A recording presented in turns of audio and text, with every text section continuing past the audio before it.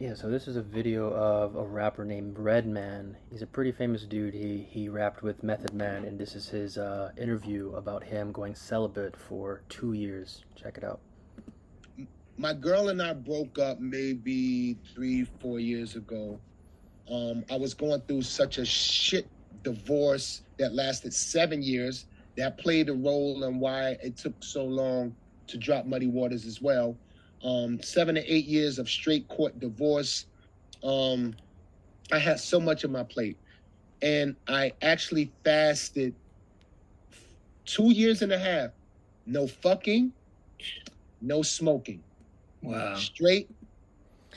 Yeah, it's interesting because when men are usually drawn to this practice, it's because they're going through a very rough time in their life, and they know that this is a tool to build themselves back up as a spiritual evolution, a physical evolution, a mental evolution.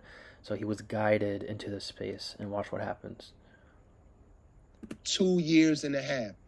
And it was the best thing I could have ever done in my life. Celibacy, 2 years and a half, no smoking, 2 years and a half. And it was the best thing and believe me, I wanted to. I was fighting it. I was fighting. I was Yeah, I'm about like 72 days in, and you're definitely tempted. When you start to hold this energy, you start to attract individuals into your life, and the devil definitely is going to tempt you in this experience. But when anything that's hard in your life, there's definitely more of a reward. So this is a really hard practice. So if you can get through those pulls towards you wanting to do the things that you are trying to stay away from, you'll definitely be rewarded. Check it out. was sweating. I was in my house going crazy because I lived alone. I live alone. So I was in my house going crazy. I was constantly talking to myself, me and God, and we just back and forth. You would think that it was people living in my house, how much I was talking to myself, but I made it. And Yeah, not a lot of people understand this process, that when you practice this celibacy or semen retention, you're actually going through a purification process. In Eastern culture and Eastern philosophy, people that practice celibacy, they say that you accumulate something called ojas. Ojas is spiritual energy. It's non-physical energy that goes through your system, and if you have issues with lust, if you have issues in your life, it'll start to purify your issues, and that's the reason why he was going crazy, right? I've had that too. I've had months where I feel like I'm going, just like all my stuff is starting to pop up, and I can feel the lust coming out of my system. I feel like I'm lusting even harder. But after those waves and those storms pass, there's these like really deep states of peace and stillness that happen after those waves. it was the best thing I could have ever did in my life, Reggie and Jake.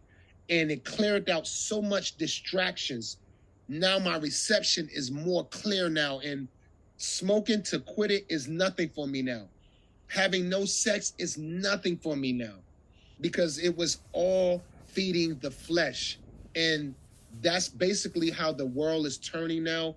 We're feeding the flesh. We're feeding what's good for us, which is not maybe good for the soul and spirit. So once I did that, long story short, I Yeah, what he's saying there is that, like, if you can get lust out of your mind, right? If you are constantly distracted by women, if you're constantly distracted by a PMO, right? This is taking away from what we're meant to do on this earth. So if you have like a purpose, or if you want to build a career, if you want to build a family, if you want, to buy a house, like all these things are things that are distracting us. And one thing about celibacy is that he's not really talking about is you can use celibacy to basically get rid of lust.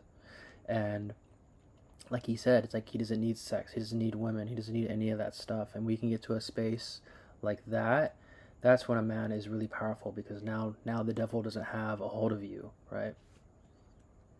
was able to control how I move, what I like, what is not good for me, my soul, my mind. So anyone that's trying to just cut out something indefinitely, try a fast first. and then maybe try it with some friends so you can support each other along that road.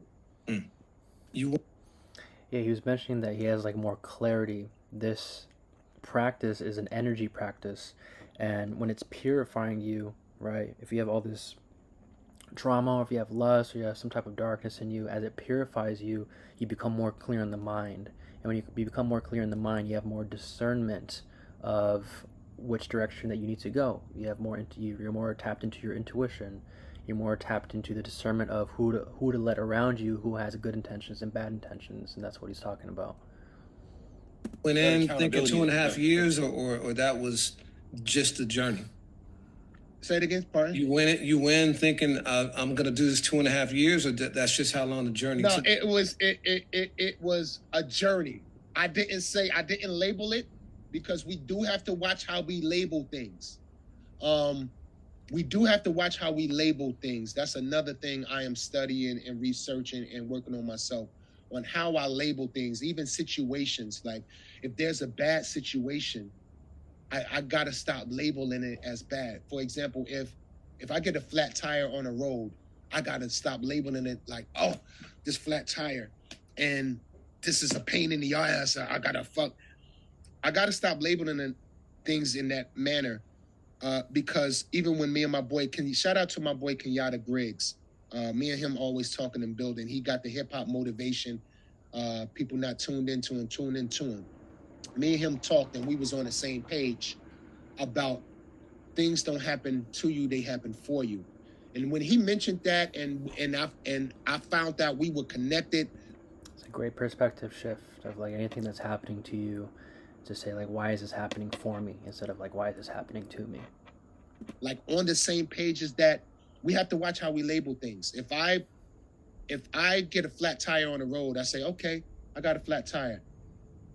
Something's supposed to happen from this. Maybe the person that helps me, or the told guy that comes pick me up, maybe he's having marital problems. I can help him out with my testimony with. You see what I'm saying? So that labeling of the 2.5 years, it wasn't labeled. It was like, okay, I'm on a journey. I'm going to let God take the wheel, because I'm not going to try to do it, because if I did, I wouldn't have lasted that long. And I just went. I had a discipline. And that's something that's not really talked about when you're on the celibacy journey, or if you're on a semen retention journey, no fap. Your demons are going to be popping up for you, right? This purification, like all your stuff, all your shit is going to pop up. And he said that he did a lot of prayer, and that's something a lot of people don't actually implement, right? To call on to a higher power to really help you move through what you need to move through, because essentially this energy is God energy, and it helps you get more connected with yourself, which helps you get more connected to God. Choice to choose. Either I could go back out here dealing with a lot of women, moving frantically like I was, or I could make a change right now. And that change was, I wanted to better myself. But I know that I had to cut out the young boy shit and put on my big boy pants and start disciplining. And it just ended up being 2.5 years. And I really resonate with this because I feel like I've been called to celibacy to basically become a deeper version of a man, to come deeper into my manhood, because I've been, for the past, let's say, 15 years, I've been chasing pleasure, chasing women, and I really haven't built anything for myself when it comes to finances and career and a life that I can really not have to get away from. So I know that this practice really helps people, especially men, get their life in order.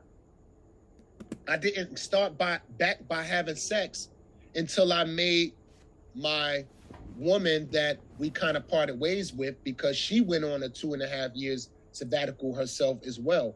We didn't have any sex until we were back together as one.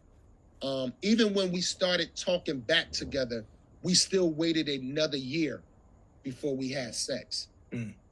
So it was a life-changing experience that this is what love and what life is supposed to be about. Because, you know, like I'm gonna keep it a buck with you. Like I'm a tour baby. I came from under the umbrella of EPMD. I lived with Eric Sermon since I was 19 years old, 20 years old. So I missed all that important ingredient of being a man, if you will, and having a healthy relationship, if you will. I done missed all that shit. I didn't learn it until my mid 40s. So I encourage everyone to learn how to love themselves at an early age. Yeah, I think it's really beautiful that celebrities are coming out and sharing this practice. And I love what he said. Celibacy is not only an energetic practice, but it's such a deep self-love practice, and it gets you more in tune with who you are, your boundaries, your values, and yeah, just wanted to share this video with everybody around Redman's journey.